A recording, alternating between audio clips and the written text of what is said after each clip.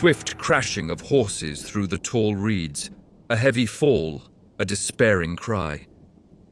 From the dying steed there staggered up its rider, a slender girl in sandals and girdled tunic. Her dark hair fell over her white shoulders. Her eyes were those of a trapped animal. She did not look at the jungle of reeds that hemmed in the little clearing, nor at the blue waters that lapped the low shore behind her. Her wide-eyed gaze was fixed in agonized intensity on the horseman who pushed through the reedy screen and dismounted before her. He was a tall man, slender but hard as steel. From head to heel he was clad in light, silvered mesh mail that fitted his supple form like a glove.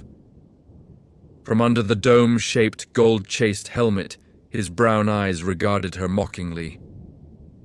"Stand back!" her voice shrilled with terror. "Touch me not, Shah Amurath, or I will throw myself into the water and drown." He laughed, and his laughter was like the purr of a sword sliding from a silken sheath. "No, you will not drown, Olivia, daughter of confusion, for the marge is too shallow, and I can catch you before you can reach the deeps. You gave me a merry chase, by the gods, and all my men are far behind us. But there is no horse west of Vilayet that can distance Irem for long." He nodded at the tall, slender-legged desert stallion behind him. "Let me go," begged the girl, tears of despair staining her face. "Have I not suffered enough? Is there any humiliation, pain, or degradation you have not heaped on me? How long must my torment last?" "As long as I find pleasure in your whimperings, your pleas, tears, and writhings," he answered with a smile that would have seemed gentle to a stranger. "You are strangely virile, Olivia. I wonder if I shall ever weary of you, as I have always wearied of women before. You are ever fresh and unsullied, in spite of me. Each new day with you brings a new delight. But come, let us return to Akif, where the people are still feting the conqueror of the miserable Kozaki, while he, the conqueror, is engaged in recapturing a wretched fugitive, a foolish, lovely, idiotic runaway." "No!" she recoiled, turning toward the waters lapping bluely among the reeds. "Yes." His flash of open anger was like a spark struck from flint. With a quickness her tender limbs could not approximate, he caught her wrist, twisting it in pure wanton cruelty, until she screamed and sank to her knees. "Slut! I should drag you back to Akif at my horse's tail, but I will be merciful and carry you on my saddle bow, for which favor you shall humbly thank me, while—" He released her with a startled oath and sprang back, his saber flashing out. As a terrible apparition burst from the reedy jungle sounding an inarticulate cry of hate, Olivia, staring up from the ground, saw what she took to be either a savage or a madman advancing on Shah Amurath in an attitude of deadly menace. He was powerfully built, naked, but for a girdled loincloth, which was stained with blood and crusted with dried mire. His black mane was matted with mud and clotted blood. There were streaks of dried blood on his chest and limbs, dried blood on the long, straight sword he gripped in his right hand. From under the tangle of his locks, bloodshot eyes glared like coals of blue fire.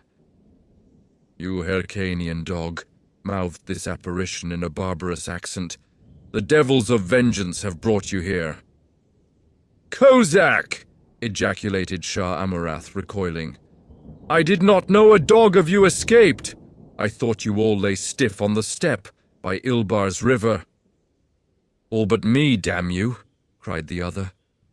"Oh, I've dreamed of such a meeting as this, while I crawled on my belly through the brambles, or lay under rocks while the ants gnawed my flesh, or crouched in the mire up to my mouth. I dreamed, but never hoped it would come to pass. O gods of hell, how I have yearned for this." The stranger's bloodthirsty joy was terrible to behold. His jaws champed spasmodically, froth appeared on his blackened lips. "Keep back," ordered Shah Amurath, watching him narrowly. "Hey!" It was like the bark of a timber wolf. "Shah Amurath, the great lord of Akif! Oh, damn you, how I love the sight of you! You, who fed my comrades to the vultures, who tore them between wild horses, blinded and maimed and mutilated them! Aye, you dog, you filthy dog!" His voice rose to a maddened scream, and he charged. In spite of the terror of his wild appearance, Olivia looked to see him fall at the first crossing of the blades. Madman or savage? What could he do, naked, against the mailed chief of Akif? There was an instant when the blades flamed and licked, seeming barely to touch each other and leap apart. Then the broadsword flashed past the saber and descended terrifically on Shah Amurath's shoulder. Olivia cried out at the fury of that stroke. Above the crunch of the rending mail, she distinctly heard the snap of the shoulder bone. The Hyrcanian reeled back, suddenly ashen, blood spurting over the links of his hauberk. His saber slipped from his nerveless fingers. "Quarter!" he gasped. "Quarter?" There was a quiver of frenzy in the stranger's voice. "Quarter such as you gave us, you swine!" Olivia closed her eyes. This was no longer battle, but butchery, frantic, bloody, impelled by an hysteria of fury and hate, in which culminated the sufferings of battle, massacre, torture, and fear-ridden, thirst-maddened, hunger-haunted flight. Though Olivia knew that Shah Amurath deserved no mercy or pity from any living creature, yet she closed her eyes and pressed her hands over her ears to shut out the sight of that dripping sword that rose and fell with the sound of a butcher's cleaver, and the gurgling cries that dwindled away and ceased. She opened her eyes to see the stranger turning away from a gory travesty that only vaguely resembled a human being. The man's breast heaved with exhaustion or passion. His brow was beaded with sweat. His right hand was splashed with blood. He did not speak to her or even glance toward her. She saw him stride through the reeds that grew at the water's edge, stoop and tug at something. A boat wallowed out of its hiding place among the stalks. Then she divined his intention and was galvanized into action.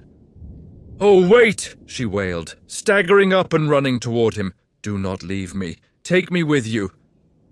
He wheeled and stared at her. There was a difference in his bearing. His bloodshot eyes were sane. It was as if the blood he had just shed had quenched the fire of his frenzy. "Who are you?" he demanded. "I'm called Olivia. I was his captive. I ran away. He followed me. That's why he came here. Oh, do not leave me here. His warriors are not far behind him.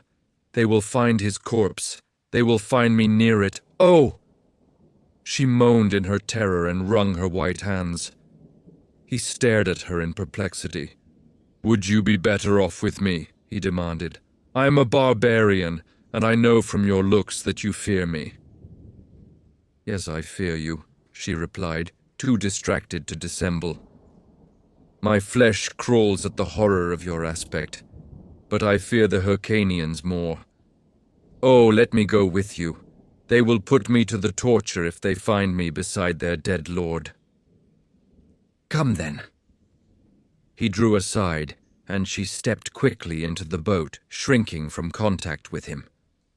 She seated herself in the bow, and he stepped into the boat, pushed off with an oar, and using it as a paddle, worked his way tortuously among the tall stalks until they glided out into open water.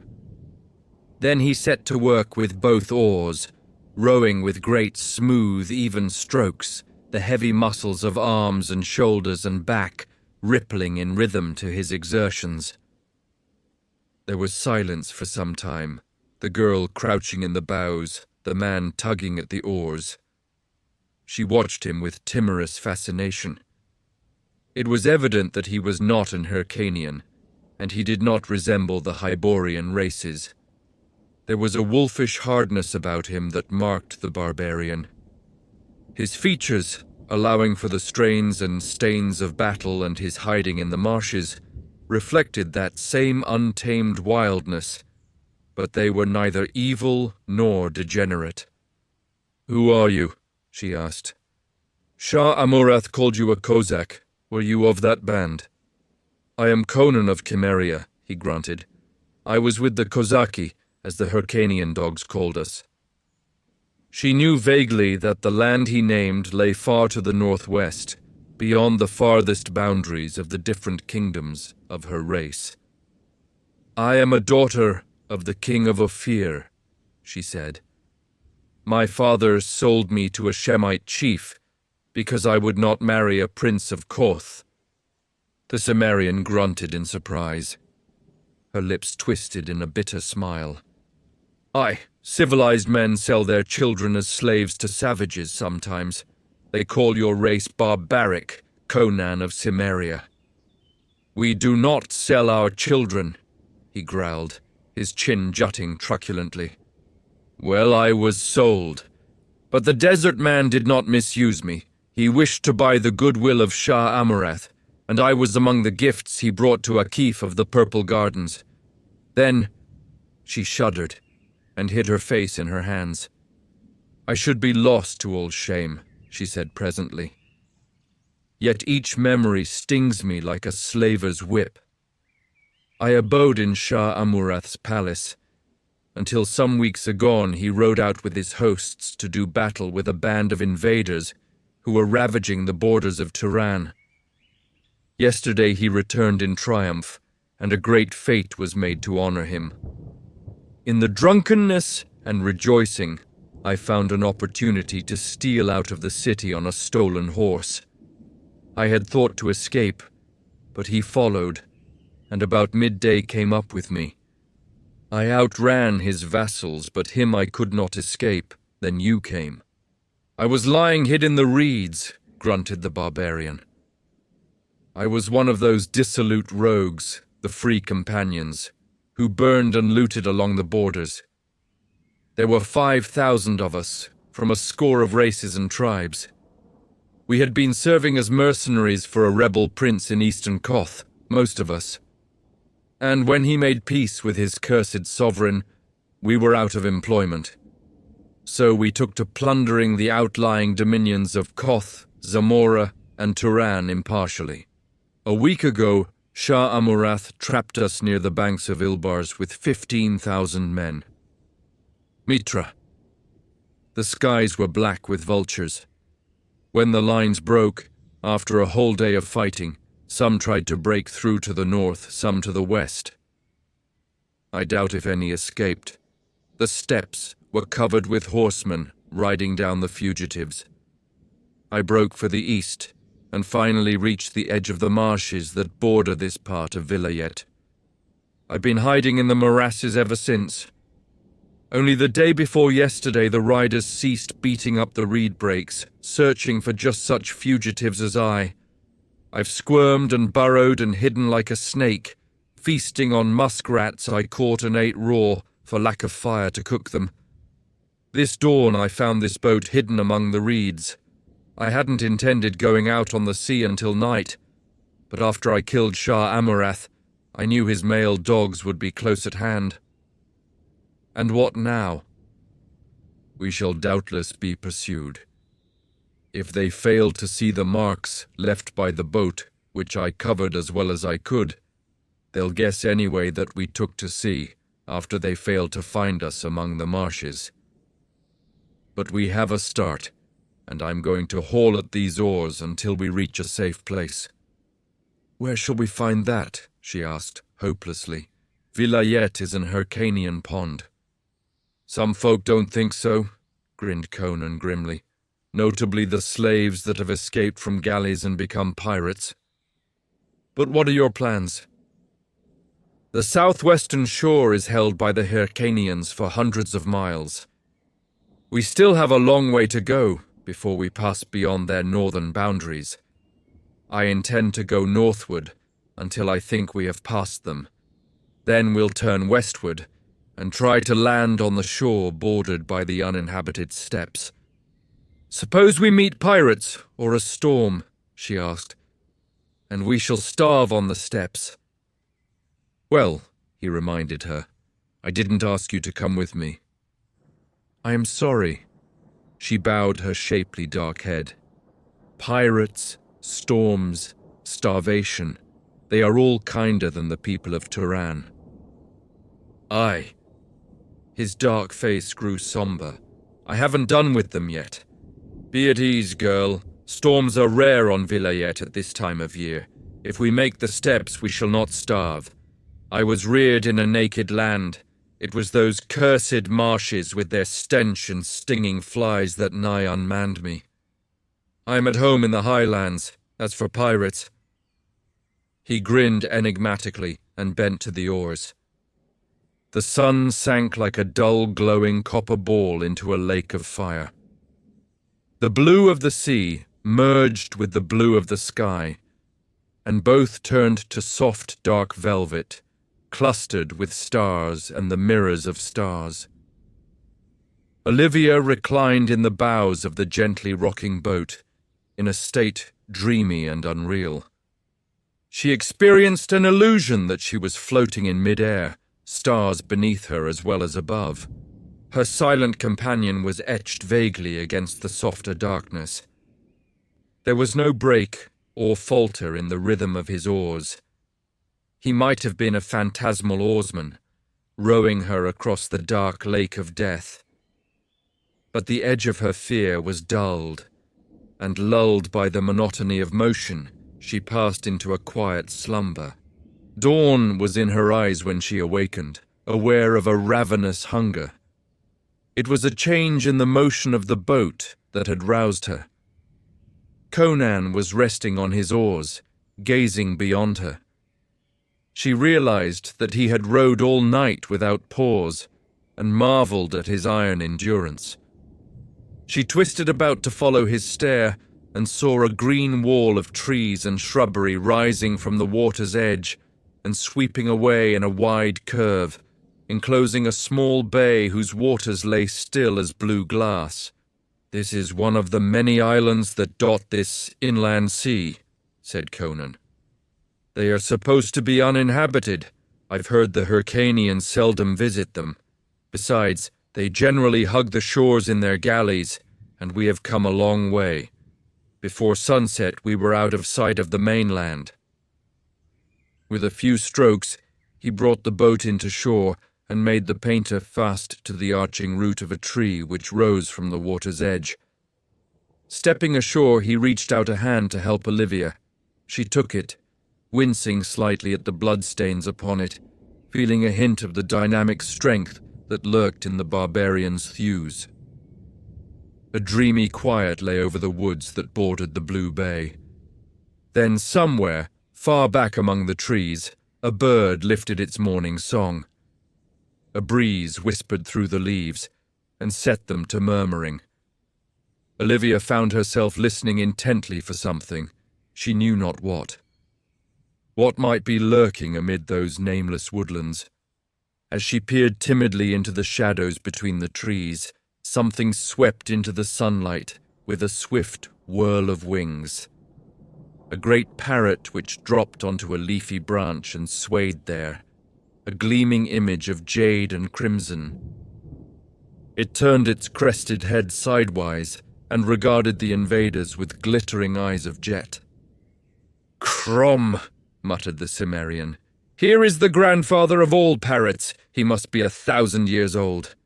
Look at the evil wisdom of his eyes. What mysteries do you guard, wise devil?" Abruptly the bird spread its flaming wings and, soaring from its perch, cried out harshly, "Yakula nyokta kshutala!"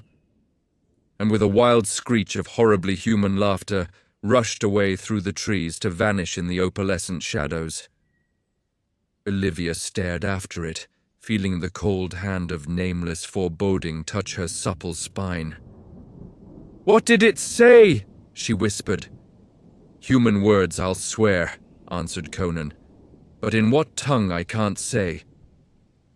Nor I, returned the girl. Yet it must have learned them from human lips. Human or... She gazed into the leafy fastness and shuddered slightly without knowing why. Crom, I'm hungry, grunted the Cimmerian. I could eat a whole buffalo. We'll look for fruit, but first I'm going to cleanse myself of this dried mud and blood. Hiding in marshes is foul business. So saying, he laid aside his sword, and wading out shoulder-deep into the blue water, went about his ablutions. When he emerged, his clean-cut bronze limbs shone, his streaming black mane was no longer matted. His blue eyes, though they smouldered with unquenchable fire, were no longer murky or bloodshot. But the tigerish suppleness of limb and the dangerous aspect of feature were not altered. Strapping on his sword once more, he motioned the girl to follow him, and they left the shore, passing under the leafy arches of the great branches. Underfoot lay a short green sward which cushioned their tread. Between the trunks of the trees they caught glimpses of fairy-like vistas. Presently, Conan grunted in pleasure at the sight of golden and russet globes hanging in clusters among the leaves. Indicating that the girl should seat herself on a fallen tree, he filled her lap with the exotic delicacies, and then himself fell to with unconcealed gusto. Ishtar, said he between mouthfuls, since Ilbars I have lived on rats, and roots I dug out of the stinking mud. This is sweet to the palate, though not very filling. Still, it will serve if we eat enough. Olivia was too busy to reply. The sharp edge of the Cimmerian's hunger blunted. He began to gaze at his fair companion with more interest than previously, noting the lustrous clusters of her dark hair, the peach-bloom tints of her dainty skin, and the rounded contours of her lithe figure, which the scanty silk tunic displayed to full advantage. Finishing her meal, the object of his scrutiny looked up, and meeting his burning, slit-eyed gaze, she changed color, and the remnants of the fruit slipped from her fingers. Without comment, he indicated with a gesture that they should continue their explorations, and rising, she followed him out of the trees and into a glade, the farther end of which was bounded by a dense thicket. As they stepped into the open, there was a ripping crash in this thicket, and Conan, bounding aside and carrying the girl with him, narrowly saved them from something that rushed through the air and struck a tree trunk with a thunderous impact. Whipping out his sword, Conan bounded across the glade and plunged into the thicket. Silence ensued, while Olivia crouched on the sward, terrified and bewildered. Presently Conan emerged, a puzzled scowl on his face. "Nothing in that thicket," he growled, "but there was something."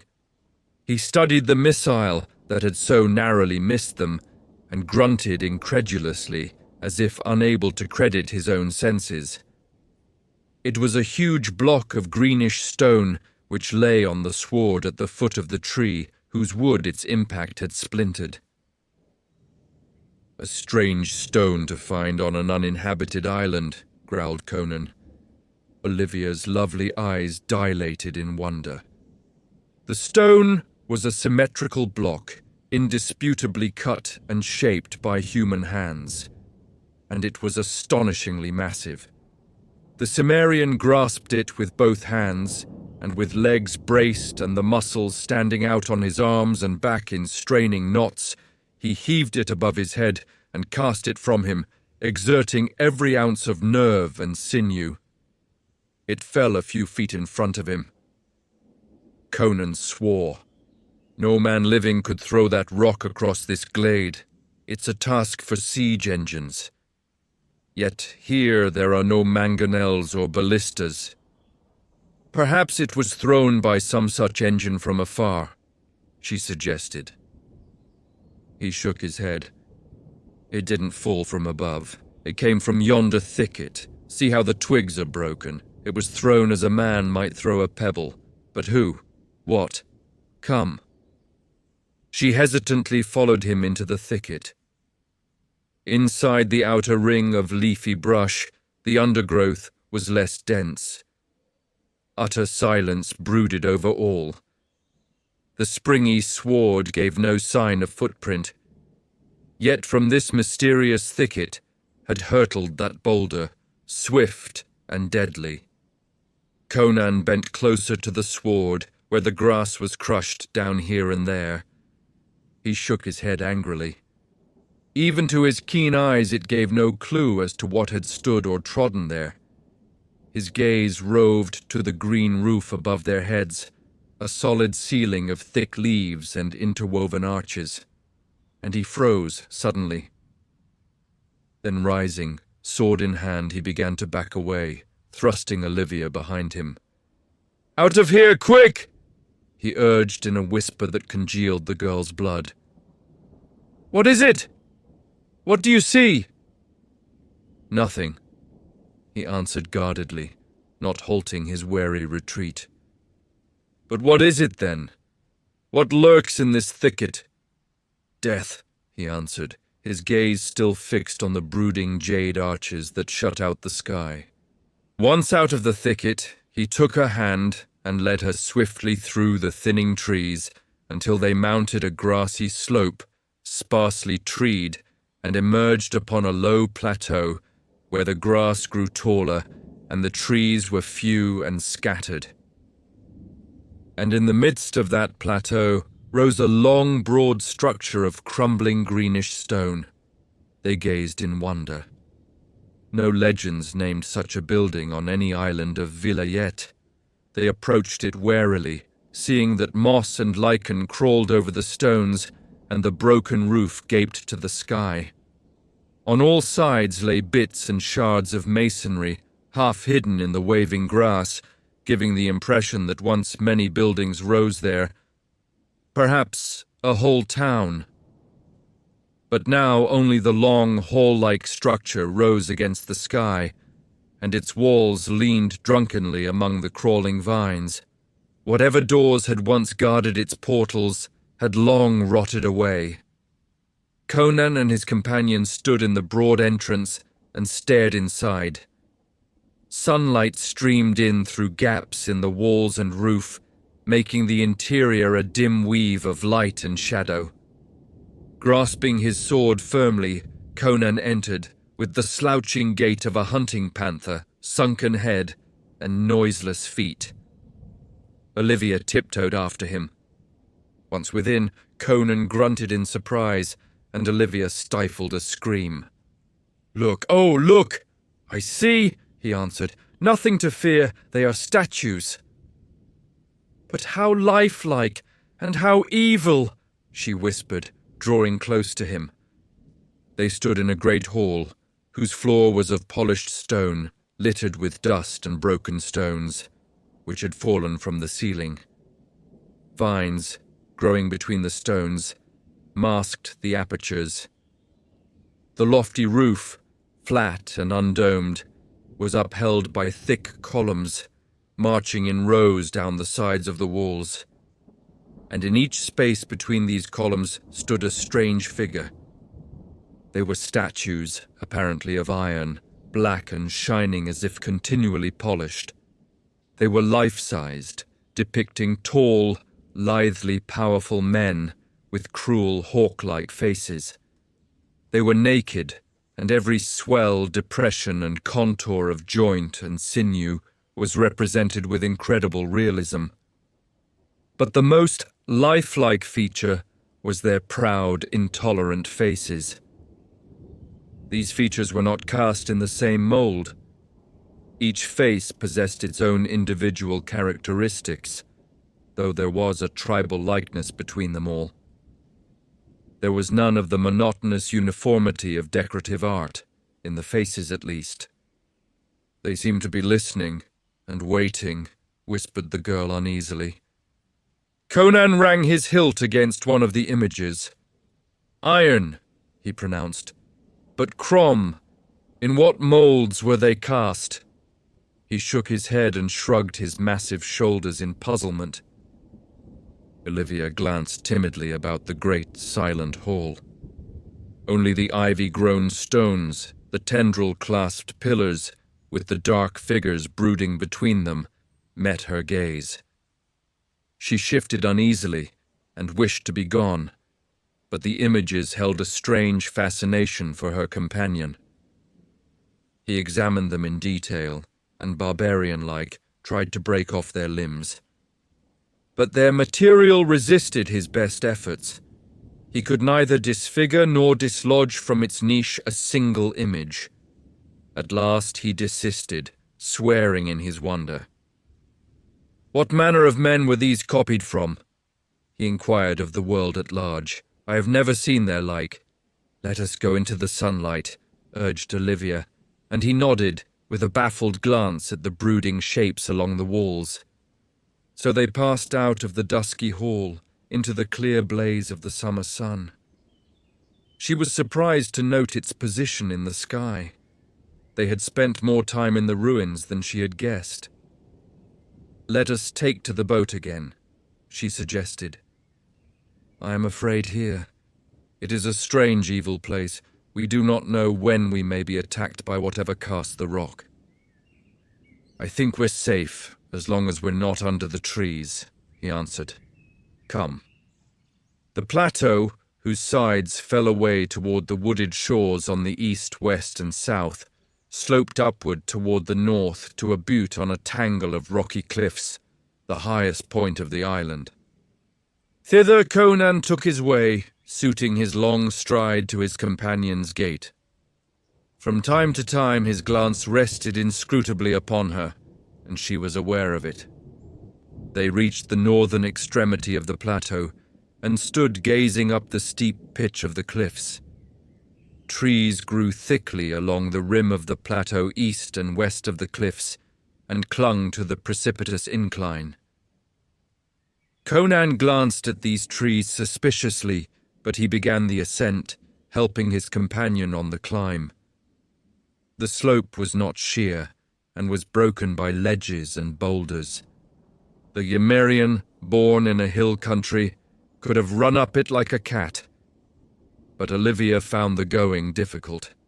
Again and again she felt herself lifted lightly off her feet and over some obstacle that would have taxed her strength to surmount, and her wonder grew at the sheer physical power of the man.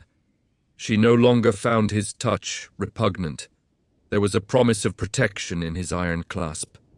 At last they stood on the ultimate pinnacle, their hair stirring in the sea wind.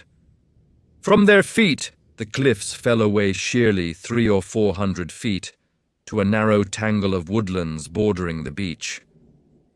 Looking southward, they saw the whole island lying like a great oval mirror, its beveled edges sloping down swiftly into a rim of green, except where it broke in the pitch of the cliffs. As far as they could see, on all sides stretched the blue waters, still, placid, fading into dreamy hazes of distance. "The sea is still," sighed Olivia. "Why should we not take up our journey again?" Conan, poised like a bronze statue on the cliffs, pointed northward. Straining her eyes, Olivia saw a white fleck that seemed to hang suspended in the aching haze. "What is it?" "A sail." "Hyrcanians?" "Who can tell at this distance?" "They will anchor here! Search the island for us!" she cried in quick panic. "I doubt it. They come from the north, so they cannot be searching for us. They may stop for some other reason, in which case we'll have to hide as best we can. But I believe it's either pirate or an Hyrcanian galley returning from some northern raid. In the latter case, they are not likely to anchor here. But we can't put to sea until they've gone out of sight, for they're coming from the direction in which we must go. Doubtless they'll pass the island tonight, and at dawn we can go on our way. Then we must spend the night here, She shivered. "It's safest." "Then let us sleep here on the crags," she urged. He shook his head, glancing at the stunted trees, at the marching woods below, a green mass which seemed to send out tendrils straggling up the sides of the cliffs. "Here are too many trees. We'll sleep in the ruins," she cried out in protest. "Nothing will harm you there," he soothed. "Whatever threw the stone at us did not follow us out of the woods. There was nothing to show that any wild thing lairs in the ruins. Besides, you are soft-skinned and used to shelter and dainties. I could sleep naked in the snow and feel no discomfort, but the dew would give you cramps, were we to sleep in the open." Olivia helplessly acquiesced, and they descended the cliffs, crossed the plateau, and once more approached the gloomy, age-haunted ruins. By this time the sun was sinking below the plateau rim. They had found fruit in the trees near the cliffs, and these formed their supper, both food and drink. The southern night swept down quickly, littering the dark blue sky with great white stars. And Conan entered the shadowy ruins, drawing the reluctant Olivia after him. She shivered at the sight of those tense black shadows in their niches along the walls. In the darkness that the starlight only faintly touched, she could not make out their outlines. She could only sense their attitude of waiting as they had waited for untold centuries. Conan had brought a great armful of tender branches, well leafed. These he heaped to make a couch for her, and she lay upon it, with a curious sensation as of one lying down to sleep in a serpent's lair. Whatever her forebodings, Conan did not share them. The Cimmerian sat down near her, his back against a pillar, his sword across his knees. His eyes gleamed like a panther's in the dusk. "Sleep, girl," said he. "My slumber is light as a wolf's. Nothing can enter this hall without awaking me." Olivia did not reply. From her bed of leaves she watched the immobile figure, indistinct in the soft darkness. How strange to move in fellowship with a barbarian, to be cared for and protected by one of a race, tales of which had frightened her as a child. He came of a people bloody, grim, and ferocious. His kinship to the wild was apparent in his every action. It burned in his smouldering eyes. Yet he had not harmed her, and her worst oppressor had been a man the world called civilized. As a delicious languor stole over her relaxing limbs, and she sank into foamy billows of slumber, her last waking thought was a drowsy recollection of the firm touch of Conan's fingers on her soft flesh. Olivia dreamed, and through her dreams crawled a suggestion of lurking evil, like a black serpent writhing through flower gardens. Her dreams were fragmentary and colorful, exotic shards of a broken, unknown pattern, until they crystallized into a scene of horror and madness, etched against a background of cyclopean stones and pillars. She saw a great hall, whose lofty ceiling was upheld by stone columns marching in even rows along the massive walls. Among these pillars fluttered great green and scarlet parrots, and the hall was thronged with black-skinned, hawk-faced warriors. Neither they nor their garments nor weapons resembled anything of the world the dreamer knew. They were pressing about one bound to a pillar, a slender white-skinned youth with a cluster of golden curls about his alabaster brow. His beauty was not altogether human, like the dream of a god chiseled out of living marble. The black warriors laughed at him, jeered, and taunted in a strange tongue. The lithe, naked form writhed beneath their cruel hands. Blood trickled down the ivory thighs to spatter on the polished floor. The screams of the victim echoed through the hall. Then, lifting his head toward the ceiling and the skies beyond, he cried out a name in an awful voice. A dagger in an ebon hand, cut short his cry, and the golden head rolled on the ivory breast. As if in answer to that desperate cry, there was a rolling thunder as of celestial chariot wheels, and a figure stood before the slayers, as if materialized out of empty air. The form was of a man, but no mortal man ever wore such an aspect of inhuman beauty. There was an unmistakable resemblance between him and the youth who dropped lifeless in his chains, but the alloy of humanity that softened the godliness of the youth was lacking in the features of the stranger, awful and immobile in their beauty. The blacks shrank back before him, their eyes slits of fire. Lifting a hand he spoke, and his tones echoed through the silent halls in deep, rich waves of sound. Like men in a trance, the black warriors fell back until they were ranged along the walls in regular lines. Then from the stranger's chiseled lips rang a terrible invocation and command. Yakulan Yoktha Shuthala! In the blast of that awful cry, the black figures stiffened and froze. Over their limbs crept a curious rigidity, an unnatural petrification. The stranger touched the limp body of the youth, and the chains fell away from it. He lifted the corpse in his arms. Then ere he turned away, his tranquil gaze swept again over the silent rows of ebony figures, and he pointed to the moon, which gleamed in through the casements. And they understood. Those tense, waiting statues that had been men. Olivia awoke, starting up on her couch of branches, a cold sweat beading her skin. Her heart pounded loud in the silence. She glanced wildly about. Conan slept against his pillar, his head fallen upon his massive breast. The silvery radiance of the late moon crept through the gaping roof, throwing long white lines along the dusty floor. She could see the images dimly, black, tense, waiting. Fighting down a rising hysteria, she saw the moonbeams rest lightly on the pillars and the shapes between. What was that? A tremor among the shadows where the moonlight fell, a paralysis of horror gripped her, for where there should have been the immobility of death, there was movement.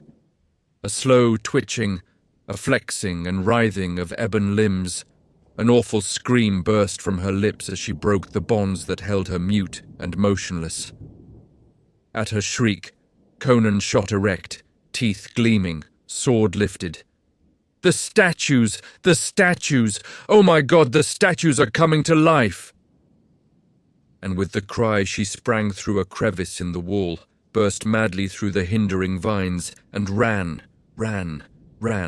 blind, screaming, witless, until a grasp on her arm brought her up short, and she shrieked and fought against the arms that caught her, until a familiar voice penetrated the mists of her terror, and she saw Conan's face, a mask of bewilderment in the moonlight. What in Crom's name, girl? Did you have a nightmare? His voice sounded strange and far away. With a sobbing gasp, she threw her arms about his thick neck and clung to him convulsively, crying in panting catches. Where are they? Did they follow us? Nobody followed us, he answered. She sat up, still clinging to him, and looked fearfully about. Her blind flight had carried her to the southern edge of the plateau. Just below them was the slope, its foot masked in the thick shadows of the woods. Behind them, she saw the ruins looming in the high-swinging moon. Did you not see them? The statues moving, lifting their hands, their eyes glaring in the shadows? I saw nothing, answered the barbarian uneasily. I slept more soundly than usual because it has been so long since I have slumbered the night through. Yet I don't think anything could have entered the hall without waking me. Nothing entered! A laugh of hysteria escaped her. It was something there already. Ah, Mitra, we lay down to sleep among them, like sheep making their bed in the shambles. What are you talking about? He demanded. I woke at your cry, but before I had time to look about me, I saw you rush out through the crack in the wall. I pursued you, lest you come to harm. I thought you had a nightmare. So I did, she shivered. But the reality was more grisly than the dream. Listen. And she narrated all that she had dreamed and thought to see. Conan listened attentively. The natural skepticism of the sophisticated man was not his. His mythology contained ghouls, goblins, and necromancers. After she had finished, he sat silent, absently toying with his sword.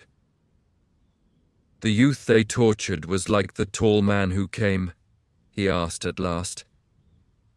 Is like as son to father, she answered, and hesitantly. If the mind could conceive of the offspring of a union of divinity with humanity, it would picture that youth. The gods of old times mated sometimes with mortal women, our legends tell us. What gods?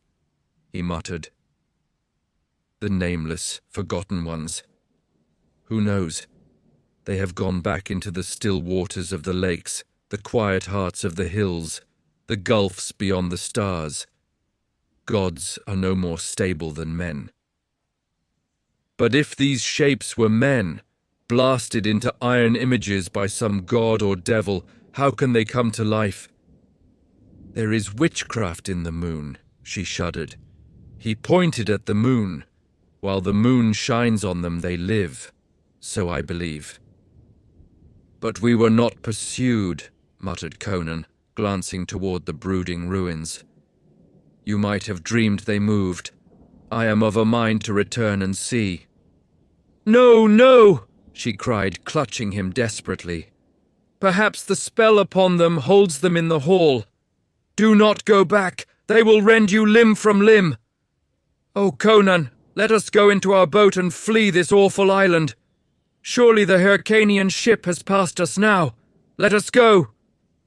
So frantic was her pleading that Conan was impressed. His curiosity in regard to the images was balanced by his superstition. Foes of flesh and blood he did not fear, however great the odds, but any hint of the supernatural roused all the dim, monstrous instincts of fear that are the heritage of the barbarian. He took the girl's hand, and they went down the slope and plunged into the dense woods, where the leaves whispered, and nameless night birds murmured drowsily. Under the trees the shadows clustered thick, and Conan swerved to avoid the denser patches. His eyes roved continuously from side to side, and often flitted into the branches above them. He went quickly, yet warily, his arm girdling the girl's waist so strongly that she felt as if she were being carried rather than guided. Neither spoke. The only sound was the girl's quick, nervous panting, the rustle of her small feet in the grass. So they came through the trees to the edge of the water, shimmering like molten silver in the moonlight. We should have brought fruit for food, muttered Conan, but doubtless we'll find other islands. As well leave now as later. It's but a few hours till dawn. His voice trailed away.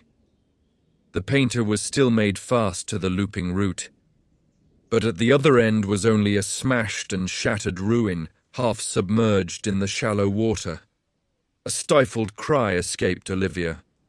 Conan wheeled and faced the dense shadows, a crouching image of menace. The noise of the night birds was suddenly silent. A brooding stillness reigned over the woods. No breeze moved the branches, yet somewhere the leaves stirred faintly. Quick as a great cat, Conan caught up Olivia and ran. Through the shadows he raced like a phantom, while somewhere above and behind them sounded a curious rushing among the leaves that implacably drew closer and closer. Then the moonlight burst full upon their faces, and they were speeding up the slope of the plateau. At the crest, Conan laid Olivia down and turned to glare back at the gulf of shadows they had just quitted. The leaves shook in a sudden breeze. That was all. He shook his mane with an angry growl. Olivia crept to his feet like a frightened child. Her eyes looked up at him, dark wells of horror. "What are we to do, Conan?" she whispered. He looked at the ruins, stared again into the woods below. "We'll go to the cliffs," he declared, lifting her to her feet. "Tomorrow I'll make a raft and we'll trust our luck to the sea again. It was not they that destroyed our boat?" It was half question, half assertion. He shook his head, grimly taciturn. Every step of the way across that moon-haunted plateau was a sweating terror for Olivia, but no black shapes stole subtly from the looming ruins, and at last they reached the foot of the crags, which rose stark and gloomily majestic above them. There Conan halted in some uncertainty, at last selecting a place sheltered by a broad ledge, nowhere near any trees. "Lie down and sleep if you can, Olivia," he said. "I'll keep watch." But no sleep came to Olivia, and she lay watching the distant ruins and the wooded rim until the stars paled, the east whitened, and dawn in rose and gold struck fire from the dew on the grass blades.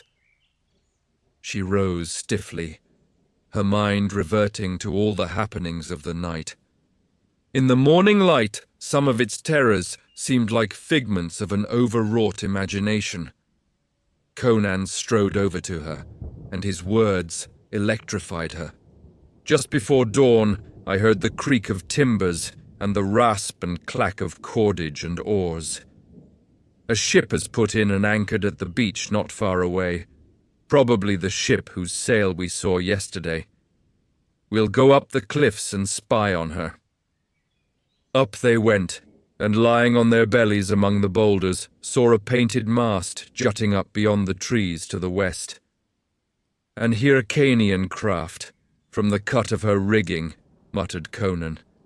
"I wonder if the crew—" A distant medley of voices reached their ears, and creeping to the southern edge of the cliffs, they saw a motley horde emerge from the fringe of trees along the western rim of the plateau, and stand there a space in debate. There was much flourishing of arms, brandishing of swords, and loud, rough argument. Then the whole band started across the plateau toward the ruins, at a slant that would take them close by the foot of the cliffs. "Pirates!" whispered Conan, a grim smile on his thin lips. "It's an Hyrcanian galley they've captured. Here, crawl among these rocks. Don't show yourself unless I call to you," he instructed, having secreted her to his satisfaction among a tangle of boulders along the crest of the cliffs. "I'm going to meet these dogs. If I succeed in my plan, all will be well, and we'll sail away with them. If I don't succeed, well, hide yourself in the rocks until they're gone, for no devils on this island are as cruel as these sea-wolves." And tearing himself from her reluctant grasp, he swung quickly down the cliffs. Looking fearfully from her eyrie, Olivia saw the band had neared the foot of the cliffs. Even as she looked, Conan stepped out from among the boulders and faced them, sword in hand. They gave back with yells of menace and surprise, then halted uncertainly to glare at this figure which had appeared so suddenly from the rocks. There were some 70 of them, a wild horde made up of men from many nations: Kothians, Zamorians, Brythunians, Corinthians, Shemites. Their features reflected the wildness of their natures. Many bore the scars of the lash or the branding iron. There were cropped ears, slit noses, gaping eye sockets, stumps of wrists, marks of the hangman as well as scars of battle. Most of them were half naked, but the garments they wore were fine: gold-braided jackets, satin girdles, silken breeches, tattered, stained with tar and blood, vied with pieces of silver-chased armor. Jewels glittered in nose rings and earrings, and in the hilts of their daggers. Over against this bizarre mob stood the tall Cimmerian, in strong contrast with his hard bronzed limbs and clean-cut vital features. "Who are you?" they roared. "Conan the Cimmerian!" His voice was like the deep challenge of a lion. "One of the Free Companions. I mean to try my luck with the Red Brotherhood. Who's your chief?" "I by Ishtar," bellowed a bull-like voice as a huge figure swaggered forward. A giant, naked to the waist, where his capacious belly was girdled by a wide sash that upheld voluminous silken pantaloons. His head was shaven except for a scalp lock. His mustaches dropped over a rat-trap mouth. Green Shemitish slippers with upturned toes were on his feet, a long, straight sword in his hand. Conan stared and glared.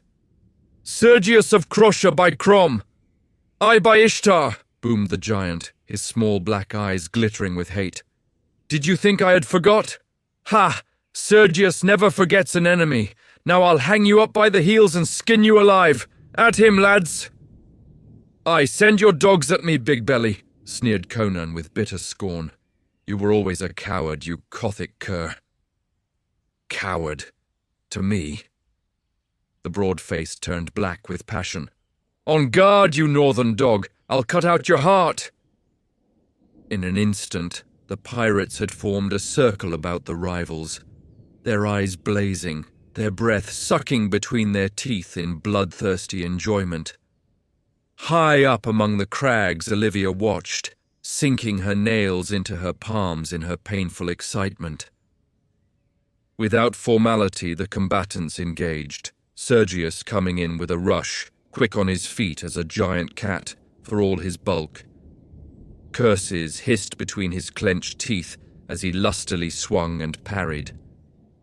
Conan fought in silence, his eyes slits of blue balefire. The Kothian ceased his oaths to save his breath. The only sounds were the quick scuff of feet on the sward, the panting of the pirate, the ring and clash of steel. The swords flashed like white fire in the early sun, wheeling and circling. They seemed to recoil from each other's contact, then leap together again, instantly. Sergius was giving back. Only his superlative skill had saved him thus far from the blinding speed of the Cimmerian's onslaught. A louder clash of steel, a sliding rasp, a choking cry. From the pirate horde, a fierce yell split the morning as Conan's sword plunged through their captain's massive body. The point quivered an instant from between Sergius's shoulders, a hand's breadth of white fire in the sunlight. Then the Cimmerian wrenched back his steel, and the pirate chief fell heavily, face down, and lay in a widening pool of blood, his broad hands twitching for an instant. Conan wheeled toward the gaping corsairs. "Well, you dogs," he roared, "I've sent your chief to hell. What says the law of the Red Brotherhood?" Before any could answer, a rat-faced Brythunian, standing behind his fellows, whirled a sling swiftly and deadly. Straight as an arrow sped the stone to its mark, and Conan reeled and fell as a tall tree falls to the woodsman's axe. Up on the cliff, Olivia caught at the boulders for support. The scene swam dizzily before her eyes. All she could see was the Cimmerian lying limply on the sward, blood oozing from his head. The rat-faced one yelped in triumph and ran to stab the prostrate man, but a lean Corinthian thrust him back. "What, Aritus? Would you break the law of the Brotherhood, you dog?" "No law is broken," snarled the Brythunian. "No law? Why, you dog, this man you have just struck down is by just rights our captain." "Nay," shouted Aratus. "He was not of our band, but an outsider. He had not been admitted to fellowship. Slaying Sergius does not make him captain, as would have been the case had one of us killed him. But he wished to join us, retorted the Corinthian. He said so. At that, a great clamour arose, some siding with Aratus, some with the Corinthian, whom they called Ivanos. Oaths flew thick, challenges were passed, hands fumbled at sword hilts. At last a Shemite spoke up above the clamour. "Why do you argue over a dead man?" "He's not dead," answered the Corinthian, rising from beside the prostrate Cimmerian. "It was a glancing blow, he's only stunned." At that, the clamour rose anew. Aratus trying to get at the senseless man and Ivanos finally bestriding him, sword in hand, and defying all and sundry. Olivia sensed that it was not so much in defence of Conan that the Corinthian took his stand, but in opposition to Aratus. Evidently these men had been Sergius's lieutenants, and there was no love lost between them. After more arguments, it was decided to bind Conan and take him along with them, his fate to be voted on later. The Cimmerian, who was beginning to regain consciousness, was bound with leather girdles. And then 4 pirates lifted him, and with many complaints and curses, carried him along with the band, which took up its journey across the plateau once more. The body of Sergius was left where it had fallen, a sprawling, unlovely shape on the sun-washed sward. Up among the rocks, Olivia lay stunned by the disaster. She was incapable of speech or action, and could only lie there and stare with horrified eyes as the brutal horde dragged her protector away. How long she lay there, she did not know. Across the plateau, she saw the pirates reach the ruins and enter, dragging their captive. She saw them swarming in and out of the doors and crevices, prodding into the heaps of debris and clambering about the walls. After a while, a score of them came back across the plateau and vanished among the trees on the western rim, dragging the body of Sergius after them, presumably to cast into the sea. About the ruins, the others were cutting down trees and securing material for a fire. Olivia heard their shouts, unintelligible in the distance, and she heard the voices of those who had gone into the woods, echoing among the trees. Presently, they came back into sight, bearing casks of liquor and leathern sacks of food. They headed for the ruins, cursing lustily under their burdens. Of all this, Olivia was but mechanically cognizant. Her overwrought brain was almost ready to collapse. Left alone and unprotected, she realized how much the protection of the Cimmerian had meant to her.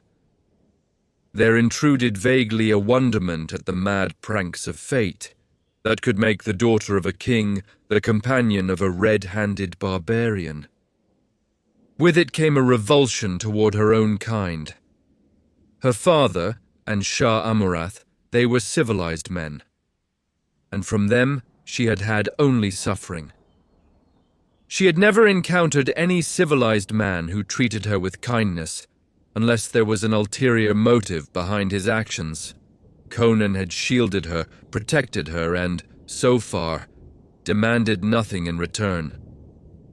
Laying her head in her rounded arms, she wept, until distant shouts of ribald revelry roused her to her own danger. She glanced from the dark ruins about which the fantastic figures, small in the distance, weaved and staggered, to the dusky depths of the green forest. Even if her terrors in the ruins the night before had been only dreams, the menace that lurked in those green leafy depths below was no figment of nightmare. Were Conan slain or carried away captive, her only choice would lie between giving herself up to the human wolves of the sea or remaining alone on that devil-haunted island. As the full horror of her situation swept over her, she fell forward in a swoon. The sun was hanging low when Olivia regained her senses. A faint wind wafted to her ears distant shouts and snatches of ribald song. Rising cautiously, she looked out across the plateau. She saw the pirates clustered about a great fire outside the ruins, and her heart leapt as a group emerged from the interior, dragging some object she knew was Conan. They propped him against the wall, still evidently bound fast, and there ensued a long discussion, with much brandishing of weapons. At last they dragged him back into the hall, and took up anew the business of ale-guzzling. Olivia sighed. At least she knew that the Cimmerian still lived. Fresh determination steeled her. As soon as night fell, she would steal to those grim ruins and free him, or be taken herself in the attempt. And she knew it was not selfish interest alone which prompted her decision. With this in mind, she ventured to creep from her refuge to pluck and eat nuts which grew sparsely near at hand. She had not eaten since the day before. It was while so occupied that she was troubled by a sensation of being watched. She scanned the rocks nervously, then, with a shuddering suspicion, crept to the north edge of the cliff and gazed down into the waving green mass below, already dusky with the sunset. She saw nothing. It was impossible that she could be seen, when not on the cliff's edge, by anything lurking in those woods. Yet she distinctly felt the glare of hidden eyes, and felt that something animate and sentient was aware of her presence and her hiding place. Stealing back to her rocky eyrie, she lay watching the distant ruins until the dusk of night masked them, and she marked their position by the flickering flames about which black figures leaped and cavorted groggily. Then she rose. It was time to make her attempt. But first, she stole back to the northern edge of the cliffs and looked down into the woods that bordered the beach. And as she strained her eyes in the dim starlight, she stiffened, and an icy hand touched her heart. Far below her something moved. It was as if a black shadow detached itself from the gulf of shadows below her. It moved slowly up the sheer face of the cliff, a vague bulk, shapeless in the semi-darkness. Panic caught Olivia by the throat, and she struggled with the scream that tugged at her lips. Turning, she fled down the southern slope. That flight down the shadowed cliffs was a nightmare in which she slid and scrambled, catching at jagged rocks with cold fingers. As she tore her tender skin and bruised her soft limbs on the rugged boulders over which Conan had so lightly lifted her, she realized again her dependence on the iron-thewed barbarian. But this thought was but one in a fluttering maelstrom of dizzy fright. The descent seemed endless. But at last her feet struck the grassy levels, and in a very frenzy of eagerness she sped away toward the fire that burned like the red heart of night. Behind her, as she fled, she heard a shower of stones rattle down the steep slope, and the sound lent wings to her heels. What grisly climber dislodged those stones, she dared not try to think. Strenuous physical action dissipated her blind terror somewhat, and before she had reached the ruin, her mind was clear, her reasoning faculties alert, though her limbs trembled from her efforts. She dropped to the sward and wriggled along on her belly until, from behind a small tree that had escaped the axes of the pirates, she watched her enemies. They had completed their supper, but were still drinking, dipping pewter mugs or jeweled goblets into the broken heads of the wine casks. Some were already snoring drunkenly on the grass, while others had staggered into the ruins. Of Conan she saw nothing. She lay there, while the dew formed on the grass about her and the leaves overhead, and the men about the fire cursed, gambled, and argued. There were only a few about the fire. Most of them had gone into the ruins to sleep. She lay watching them, her nerves taut with the strain of waiting, the flesh crawling between her shoulders at the thought of what might be watching her in turn, of what might be stealing up behind her. Time dragged on leaden feet. One by one the revellers sank down in drunken slumber until all were stretched senseless beside the dying fire. Olivia hesitated, then was galvanized by a distant glow rising through the trees. The moon was rising. With a gasp, she rose and hurried toward the ruins. Her flesh crawled as she tiptoed among the drunken shapes that sprawled beside the gaping portal. Inside were many more. They shifted and mumbled in their besotted dreams, but none awakened as she glided among them. A sob of joy rose to her lips as she saw Conan. The Cimmerian was wide awake, bound upright to a pillar, his eyes gleaming in the faint reflection of the waning fire outside. Picking her way among the sleepers, she approached him. Lightly as she had come, he had heard her, had seen her when first framed in the portal. A faint grin touched his hard lips. She reached him and clung to him an instant. He felt the quick beating of her heart against his breast. Through a broad crevice in the wall stole a beam of moonlight, and the air was instantly supercharged with subtle tension. Conan felt it, and stiffened. Olivia felt it, and gasped. The sleepers snored on. Bending quickly, she drew a dagger from its senseless owner's belt and set to work on Conan's bonds. They were sail cords, thick and heavy, and tied with the craft of a sailor. She toiled desperately, while the tide of moonlight crept slowly across the floor toward the feet of the crouching black figures between the pillars. Her breath came in gasps. Conan's wrists were free, but his elbows and legs were still bound fast. She glanced fleetingly at the figures along the walls, waiting. They seemed to watch her with the awful patience of the undead. The drunkards beneath her feet began to stir and groan in their sleep. The moonlight crept down the hall, touching the black feet.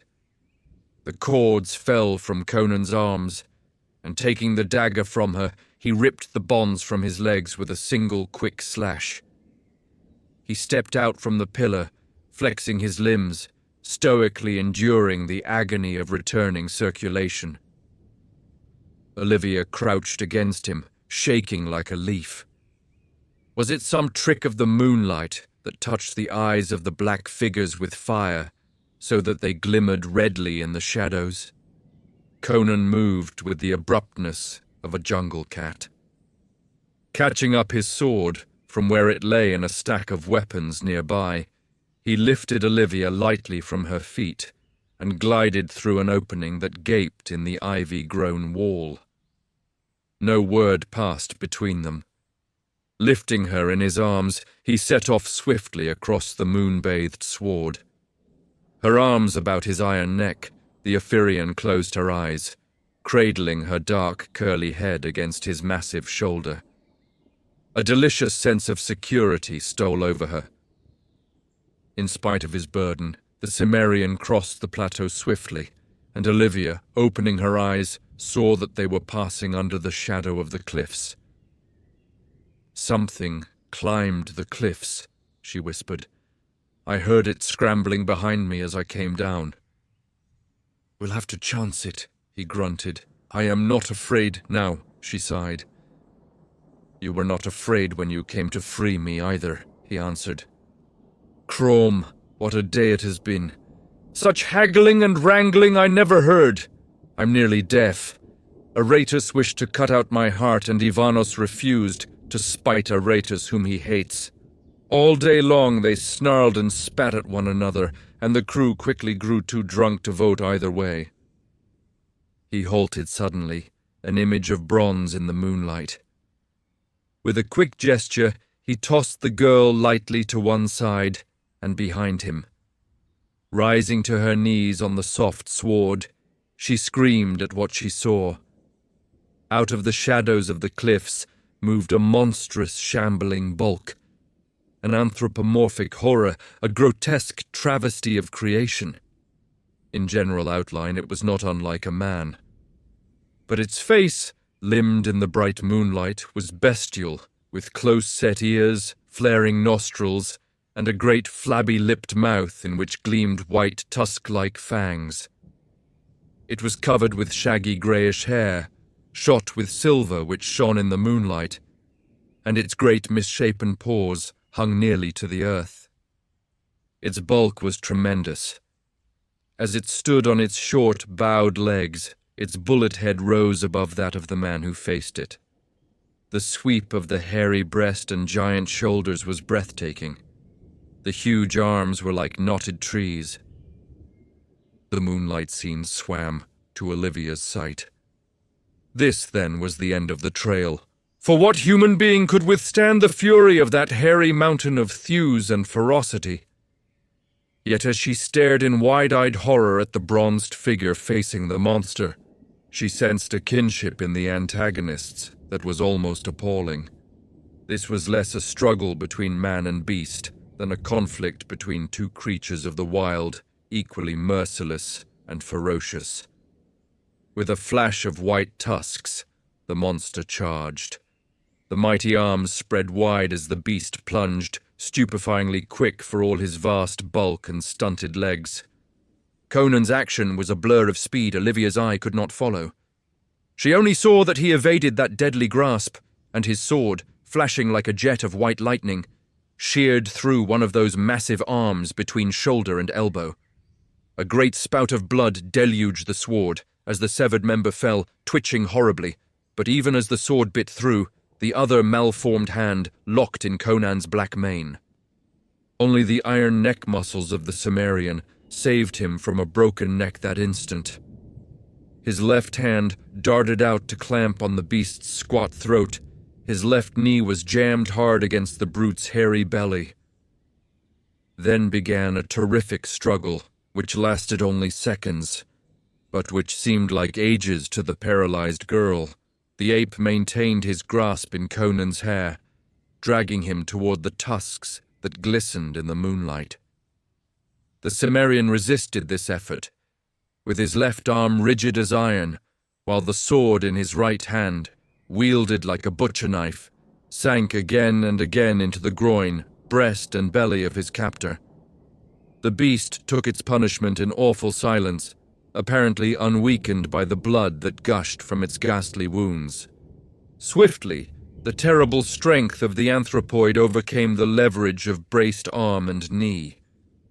Inexorably, Conan's arm bent under the strain. Nearer and nearer he was drawn to the slavering jaws that gaped for his life. Now the blazing eyes of the barbarian glared into the bloodshot eyes of the ape.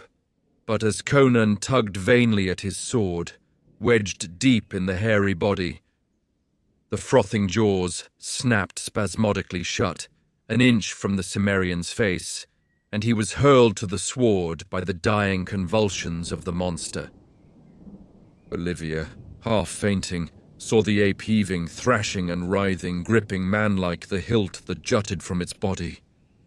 A sickening instant of this, then the great bulk quivered and lay still. Conan rose and limped over to the corpse. The Cimmerian breathed heavily and walked like a man whose joints and muscles have been wrenched and twisted almost to their limit of endurance. He felt his bloody scalp and swore at the sight of the long, black, red-stained strands still grasped in the monster's shaggy hand. "Chrome," he panted. "I feel as if I'd been racked. I'd rather fight a dozen men. Another instant and he'd have bitten off my head. Blast him, he's torn a handful of my hair out by the roots." Gripping his hilt with both hands, he tugged and worked it free. Olivia stole close to clasp his arm and stare down wide-eyed at the sprawling monster. What is it?" she whispered. "A grey man-ape," he grunted. "Dumb and man-eating. They dwell in the hills that border the eastern shore of this sea. How this one got to this island, I can't say. Maybe he floated here on driftwood, blown out from the mainland in a storm. And it was he that threw the stone. Yes, I suspected what it was when we stood in the thicket and I saw the boughs bending over our heads. These creatures always lurk in the deepest woods they can find, and seldom emerge. What brought him into the open I can't say, but it was lucky for us. I'd have had no chance with him among the trees. It followed me, she shivered. I saw it climbing the cliffs. And following his instinct, he lurked in the shadow of the cliff, instead of following you out across the plateau. His kind are creatures of darkness and the silent places, haters of sun and moon.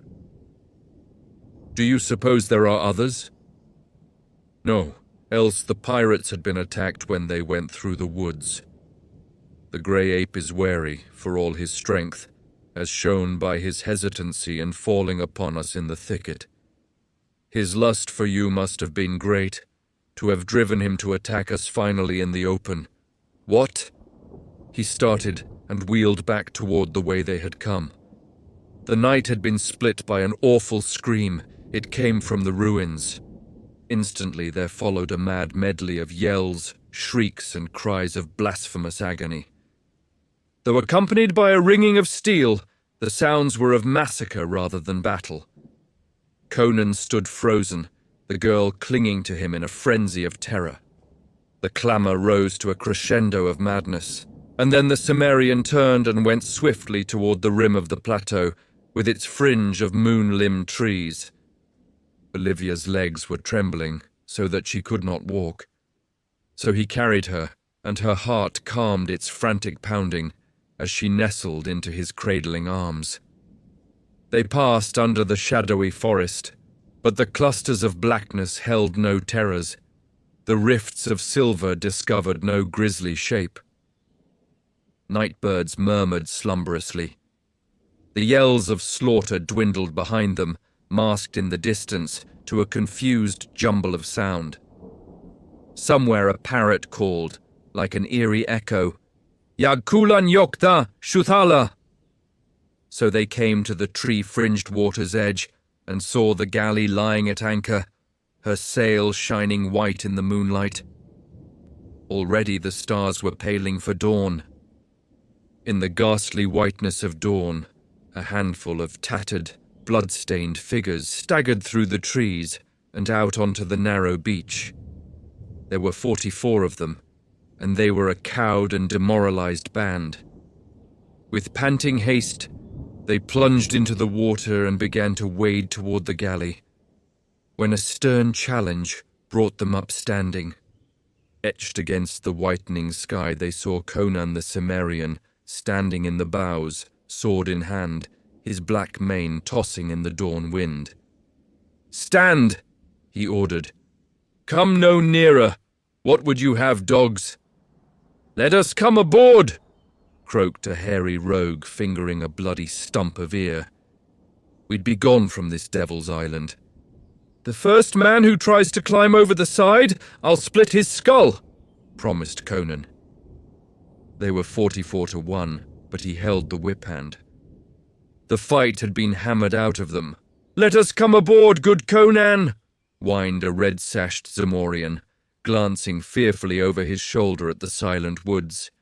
"We have been so mauled, bitten, scratched and rended, and are so weary from fighting and running that not one of us can lift a sword." "Where is that dog Aratus?" demanded Conan. "Dead with the others. It was devils fell upon us.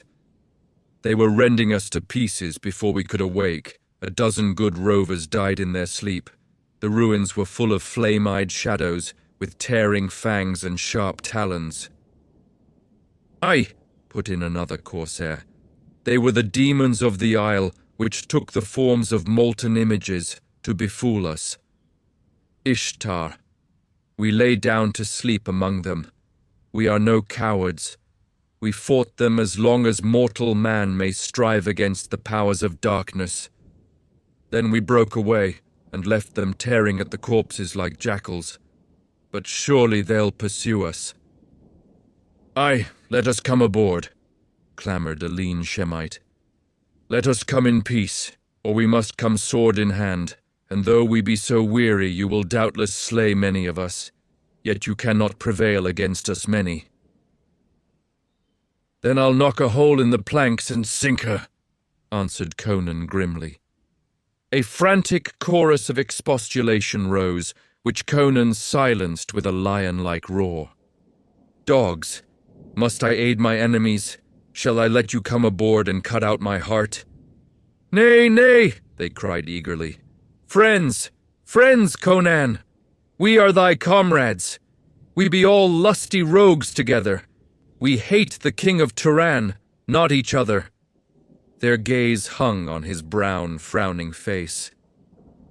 Then if I am one of the Brotherhood, he grunted, the laws of the trade apply to me, and since I killed your chief in fair fight, then I am your captain. There was no dissent. The pirates were too cowed and battered to have any thought except a desire to get away from that island of fear. Conan's gaze sought out the blood-stained figure of the Corinthian. How, Ivanos? He challenged. You took my part once. Will you uphold my claims again? Aye, by Mitra. The pirate, sensing the trend of feeling, was eager to ingratiate himself with the Cimmerian. He is right, lads. He is our lawful captain. A medley of acquiescence rose, lacking enthusiasm perhaps, but with sincerity accentuated by the feel of the silent woods behind them, which might mask creeping ebony devils with red eyes and dripping talons. Swear by the hilt, Conan demanded. 44 sword hilts were lifted toward him, and 44 voices blended in the corsair's oath of allegiance. Conan grinned and sheathed his sword. Come aboard, my bold swashbucklers, and take the oars.